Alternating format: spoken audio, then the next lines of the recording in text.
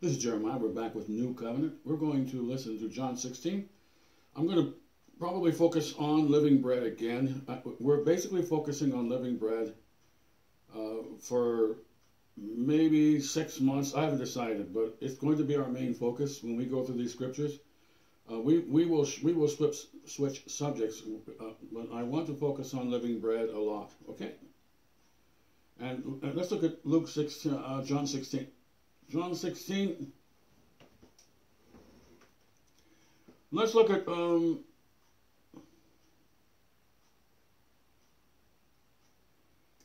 verse 21. A woman, when she is in travail, hath sorrow, because her hour is come. But as soon as she is delivered of the child, she remembereth no more the anguish for joy that a man is born into the world. And ye now therefore have sorrow, but I will see you again, and your heart shall rejoice, and your joy no man taketh from you. Stop right there. That's the key to the chapter on many levels, okay? And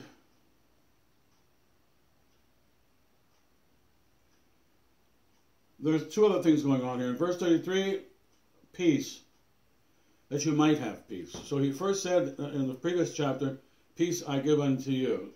Okay, so now he says,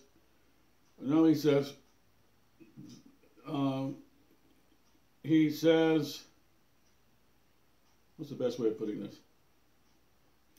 That in me ye might have peace. So stop right there.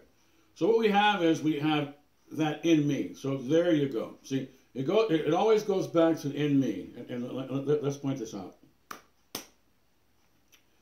In me refers to walking the chalk line.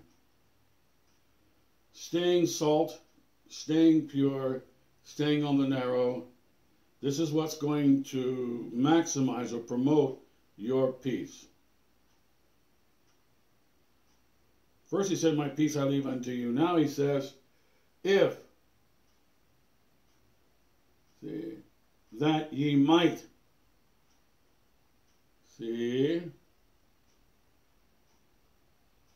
So peace becomes a big issue here. Okay, that's 4.3 in this ministry. Is peace. What does it mean? It means to stop opposition. Right? So what the Master is saying is you're going to promote peace in your life by remaining on the narrow path and staying attentive to the commandments and the teachings. It always goes back to the same thing. It's also related to your joy. Love brings joy. Love joy from the agape presence of the Lord. So therefore, the presence of the Lord is going to be compromised by you not paying attention, by turning a cold eye to all of these teachings and all of these activities therein. So there you have it. In relationship to joy. Joy and peace are basically synonyms that refer to a good condition, which is also called blessed.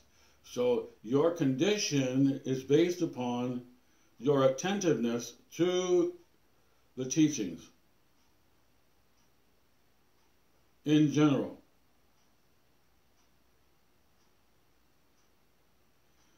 And the Master says it 1,000 ways to Sunday. So, you know, that basically you will have peace amongst yourselves when you are meek, when you have self-control. It's going to promote peace amongst yourselves. If you're not proud, if you're not greedy, and you have self-control, and you seek peace, and you seek purity, then everything in your group is going to be fine and dandy as cotton candy. That's what's going on here. Okay? And it also deals with your personal peace. Like if you're alone or something. Whether you're alone or with the other brethren, it's applicable. Okay? Now, how does this relate to living bread? Because we just talked about peace and joy, and you can add the word rest, which basically comes from the word blessed. Okay? It's all the same thing. So, happy, joy, and peace. Joy is considered very deep happiness.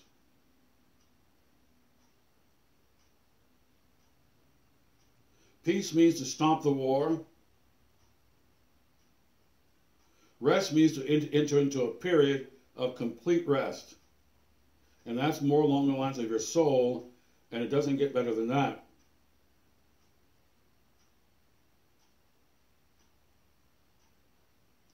Soul is you deep down inside. Peace is the war around you. Joy comes from a source, is called love, agape, presence of the Lord. And all of this condition is basically called blessed. Now, he's going to say your joy is going to be taken away from you, and basically your life is like a woman when she is in childbirth. She's very sad because it hurts, and until the child is delivered, the pain does not go away.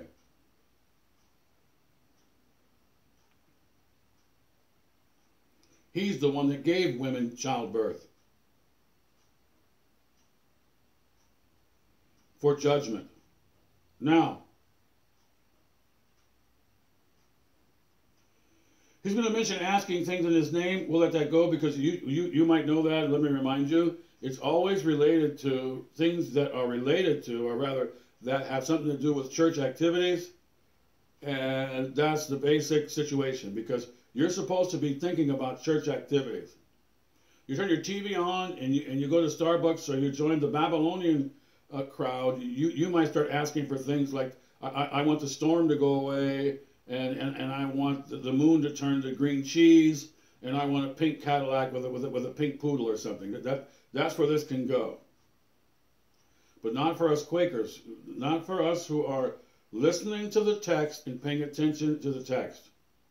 This is C-grade Bible study you're listening to. This is Jeremiah with New Covenant. We greet you in the only name given amongst men under heaven. And you're under heaven whether you know it or not. And you're always under heaven. And you're always on top of hell. As long as you're walking around here, you're on top of hell. Not sideways, not upside down, never. That's all nonsense. Now, let's get to the bottom line here. But I will see you again, verse 22, and your heart shall rejoice. And your joy no man taketh from you. Meaning, when you're in heaven, you're going to receive the hope of your confidence. In other words, you have a lot of things that you're confident in, but you have one thing that you have hope in.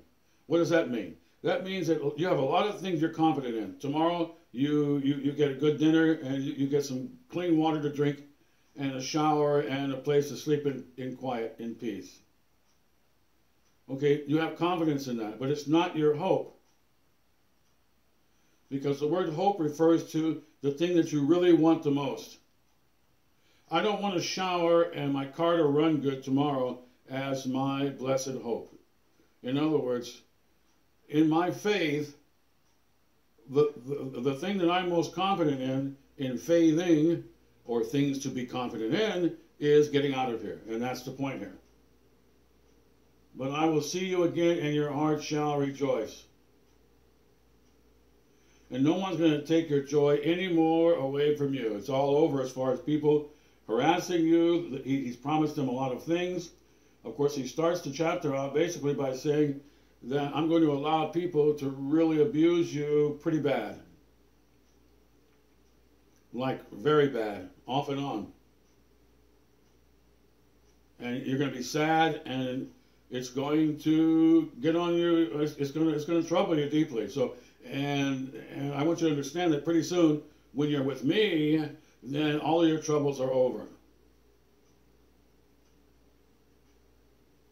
So he has a story here, or an explanation of of what the daily cross is, because we're right back to the daily cross and living bread again. We're right back to the core of everything, which is while you're in your human body, there are going to be some times when you're going to be troubled, and I'm going to basically ordain it. That's what's going on. He's going to allow a lot of people who he knows are wicked to run free. That's all this is over and over again. Now let's move on. As we also mentioned that it's going to such as in the last verse, in the world you shall have tribulation, but be of good cheer, I have overcome the world. So there you have what I want to talk about in this chapter. That's all I want to talk about. We're going to move on.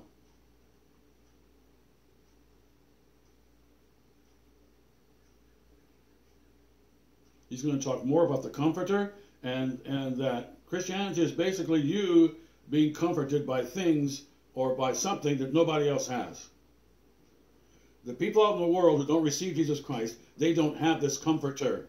They don't have the comfort, they don't get the peace, and that's the way it goes. However, you're going to get the world coming after you because it hates you. And the Lord's going to allow them to get to birth a testimony in you. That's what's going on here. And it's going to be also a testimony against them. It's a testimony for you and a testimony against them. In other words, we're finding out who's who here out in the field. Out here in the field, okay, who's who? Who's for the Lord? Who's against the Lord?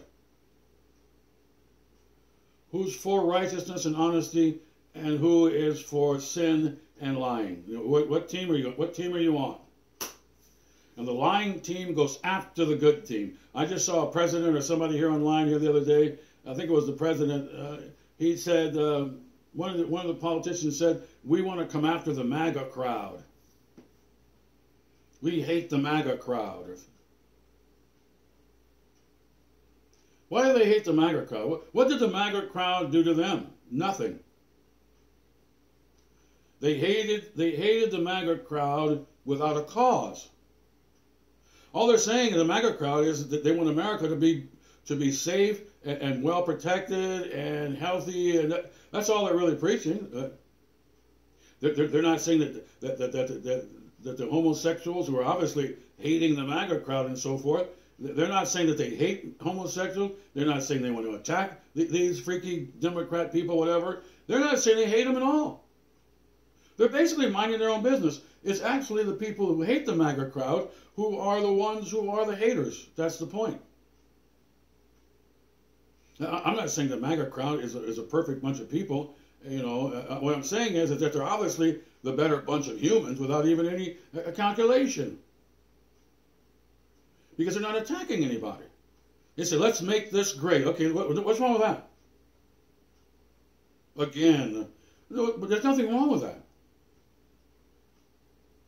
Yet they're hell-bent on attacking people who are basically minding their own business. So who's minding their own business? Who's censoring people? You know, they censored me, these anti-MAGA people, on my website here. They wrote me a letter. You can't say this and you can't say that. And then what makes it ironic and rather sickening, or what the word might be insidious, is that they say that I'm the problem. I'm the one that's not free. I'm the one that's just caging people. Because I sound like a MAGA crowd person, so you have a right to tell me what to think and where to go and what to eat. And let's get off that for a while. Look, you pick what team you're on. You know, in other words, if you die, you're much better off being a MAGA crowd person than some of these freaky Democrats out here.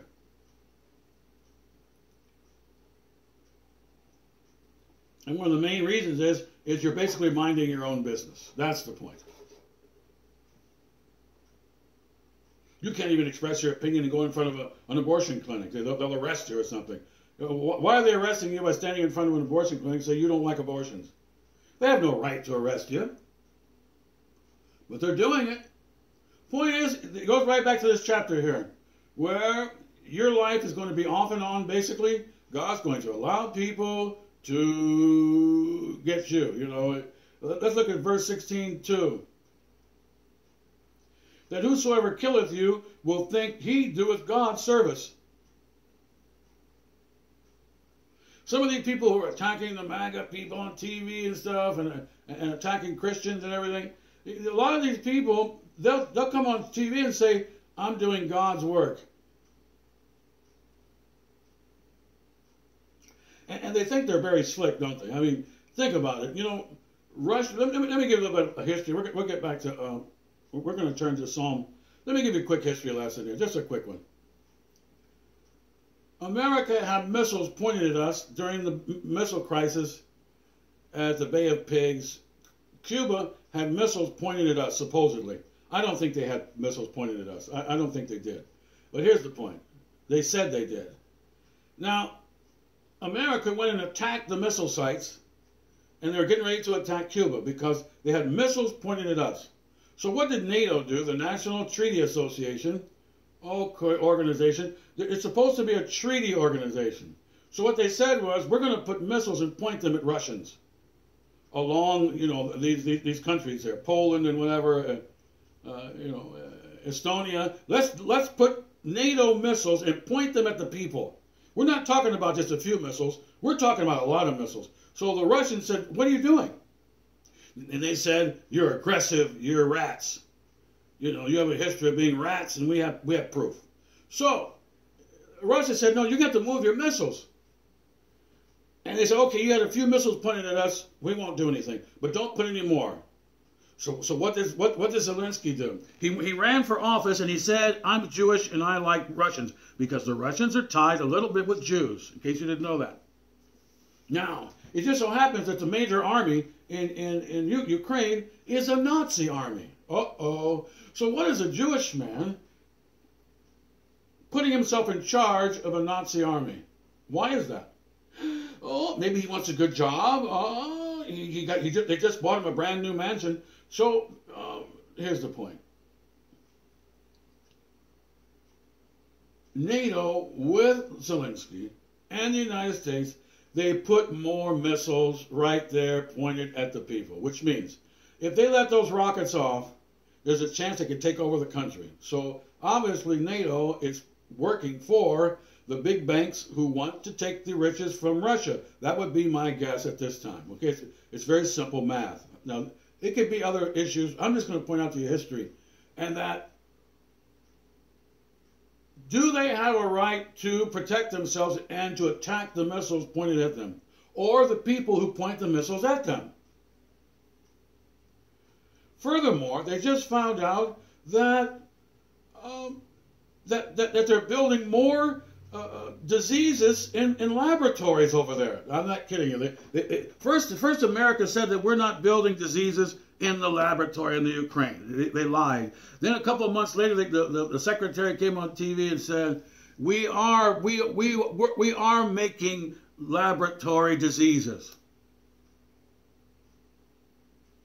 Because the big virus, the big disease they just had here, actually I think started in California and moved to Missouri, then it moved to the Wuhan somewhere in China. In other words, we build diseases here. In case you didn't know that.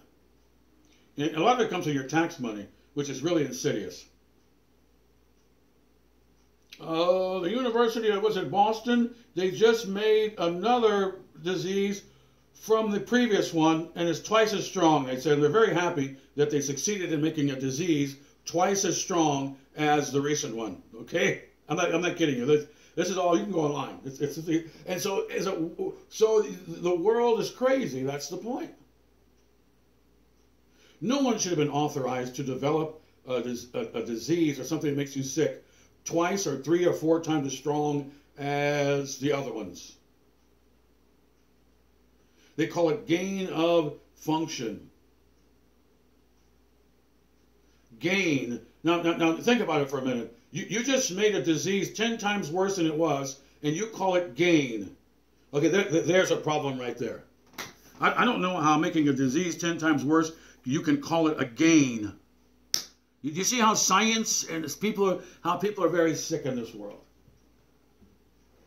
I don't see how it's anywhere termed a gain of any gain for anybody. How are we gaining anything out of this? You think Jeremiah doesn't keep up with what's going on? Listen, I do a lot of reading, and I spend a lot of time keeping up with science, because that's my life is academics. I study chess. I still can't get a good grip on chess. I just can't get myself to a good level of chess, and I tried. I just don't have the brains for it, I guess. But anyway, because I once was pretty good at chess, but I like getting into academic things a lot. And I keep track of world politics quite a bit, but here's my point. People are going to take your joy away from you, and God's going to let them do it. It's ordained. Also, even they're going to kill you, murder you, and they think, just like some of these politicians have been coming on TV, and some of them have been a part of this war, and they perpetrated the war. Okay?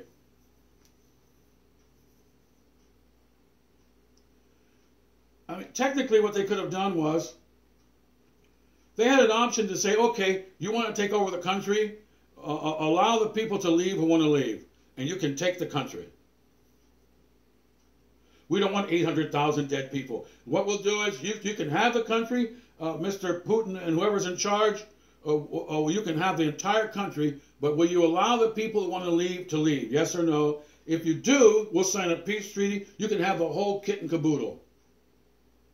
But if you're a multimillionaire living off of the system of the Ukraine, would you do that? No, you'd rather sacrifice 500,000 people and have their legs blown off and just kick back and enjoy your luxury. Because if you maintain the war, the American military industry said they're going to buy you a mansion. So what are you going to do? Go back to poverty maybe, or go get you a mansion? So these people have to make decisions. And a lot of them are Jewish people, and they're supporting the Nazi army, and called Azov, and they're going after and murdering and torturing people who aren't the Aryan race. Okay? So this is what's going on here. Now, we as Christians, we have a lot of concern over humanity. We're not just looking for Jesus Christ to come. We talk about that all the time here because that's what we want. But we're not insensitive to what's going on in the world. I keep track of a lot of what's going on. I do a lot of reading. So here's my point. My point is that pretty soon, no one will take your joy from you. Basically, the Master is saying, I'm going to allow a lot of mess to happen to you. And I told you before, so you won't be offended. Okay, we're done with this chapter. Okay. Chapter 16. These things I have spoken unto you, that you should not be offended. What's going to happen to you if you follow Jesus Christ, Almighty God, who says he loves you 1,000 times, and all of a sudden you are in jail and people are beating on you? You might not be happy with your master. He's in charge of everything. He already said he's in charge of the world. He's got the whole world in his hands. So you might be offended. But if he tells you that he's going to allow you to go through things, but pretty soon you're going to be with me, and you're going to be very happy to be with me, because it's all over. Okay, let's move on. I want to go to chapter 17. Let's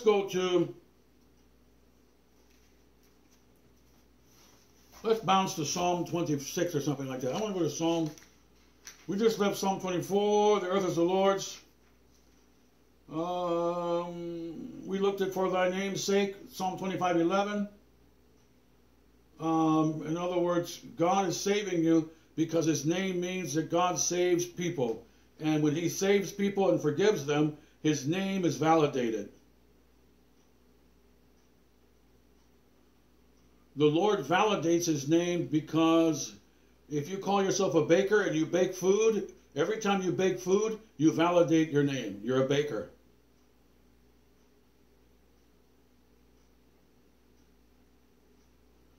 A couple more points in there. Let's go to Psalm 26 now. Okay? As we enjoy the Word of God here, Psalm 26.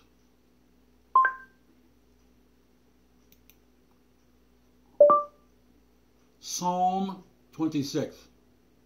I don't know how we got volume there. That looks a little weird. Here we go. If you've ever tried to play guitar, but... Okay, here we go with Psalm 26.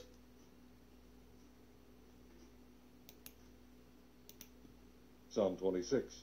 A psalm of David. Judge me, O Lord, for I have walked in mine integrity. I have trusted also in the Lord, therefore I shall not slide. Examine me, O Lord, and prove me. Try my reins and my heart. For thy loving kindness is before mine eyes, and I have walked in thy truth. I have not sat with vain persons, neither will I go in with dissemblers. I have hated the congregation of evildoers, and will not sit with the wicked. I will wash mine hands in innocency. So will I compass thine altar, O Lord, that I may publish with a voice of thanksgiving, and tell all thy wondrous works. Lord, I have loved the habitation of thy house, and the place where thine honor dwelleth. Gather not my soul with sinners, nor my life with bloody men, in whose hands is mischief, and their right hand is full of bribes. But as for me, I will walk in mine integrity. Redeem me, and be merciful unto me. My foot standeth in an even place. In the congregations will I bless the Lord. Okay, now, I want to say one or two things. We're going to go to Psalm 27, because remember, Psalm 27. Psalm 27.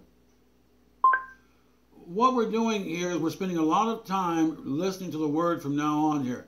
And I do have some big teachings coming Psalm up. Psalm 27, a psalm of... We have a lot of teachings that we're going to get into here. In other words, I'm going to be didactic or have a lot of instruction and a lot of paraphrasing and so forth. But we're really getting into listening to a lot of scriptures, saying a few things, and keep listening, because that's what I want to do. I want at least 8 chapters a day here, easy. And we're getting close to that now. However, we have hammered home sound doctrine here a little bit. I just expanded sound doctrine here, which is number 2 in the playlist. And I've expanded it. And, to things such as things that are befitting sound doctrine and don't contradict sound doctrine and build up sound doctrine and all of the aspects of sound doctrine. We have it's expanding. So right now it's very simple, but we're gonna make it. It has 5 points right now, 5 bullet points. I'm going to probably expand that to 15 or something. We have to. But however, we're going to do this slow because I want you to get a good grip as to what's going on here, such as number 3 has not been expanded in this ministry, okay? Number 3 is still love the Lord your God, love your neighbor, and love the way I loved, okay? It's very simple. And I want to keep it simple, especially for now, because I want to hammer home some points. It's very difficult to hammer home a lot of points in your Bible unless you take your time. Otherwise, you're not going to hammer anything home. It's like learning how to play the piano. I still haven't spent a lot of time exploring chords that are not simple chords in music. I still like to play simple chords. I don't know why, but I have a little bit of exploration on chords, but not as much as what maybe a standard jazz professional, of course, would do. They're required to study chords like no tomorrow. That goes for classical musicians too. But I'm kind of like a pop musician who plays chords and laughs like a little kid. So. The word simplistic might be applicable, but the point is you want to start with simple things before you go to more advanced. Okay? And right now the trifecta, I think, is in a beautiful state right now where you need to fulfill the royal law, number 3 in this ministry, which is to love the Lord your God with all of your heart, soul, mind, and strength. Your soul and your mind and your strength. That's all of you. And what we do here, of course, as I just mentioned, we do love the Lord with our minds here. It's required for you to love God with your mind. Let me share something with you. As we mentioned number 3 before we get to what I want to mention in Psalm 26. The reason why it says your mind is because when you, for instance, if you get married, let's use that as an example.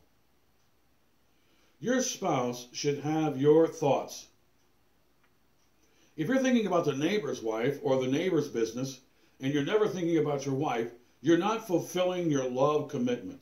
Love commitment requires you applying your thoughts to that person. In other words, if I go over your house and you're a church member, and all you do is watch basketball and watch entertainment and read magazines, or something, and you never have time for the Lord, you might be disqualified as a Christian because you're not fulfilling the royal law because you're not loving the Lord with your mind. You're not doing it.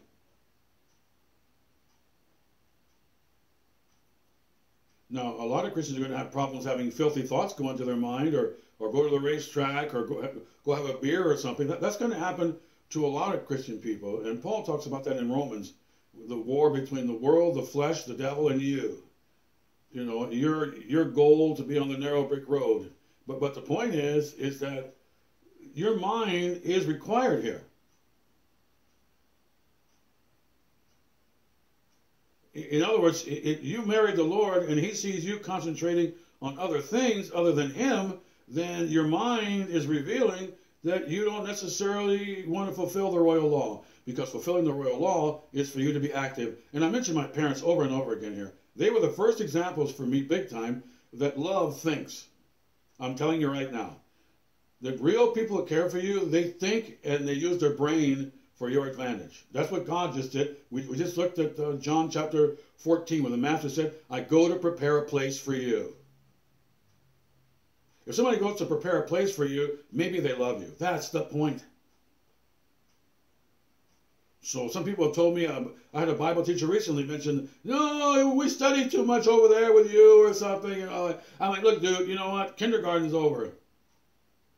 And as far as too much material, I only have 52 plus categories here. That's all. That's not that many categories. Now, they're deep categories. We can understand having a little bit of a curve in understanding these categories because they have a small subtext, each one of them.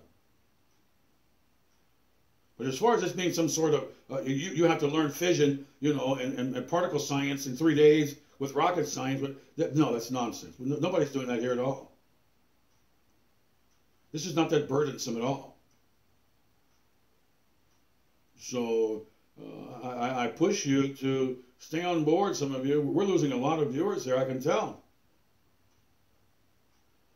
And Noah preached for a couple hundred years, and nobody basically got saved. Okay, but he did his job. That's what Noah did. Nobody got saved. His family got saved, but nobody else. I'll be right back. Maranatha, shalom. We lift up our hands unto thy name, O God. We bless the Lord with the fruit of our lips. We speak blessings to Father. Amen. Hallelujah.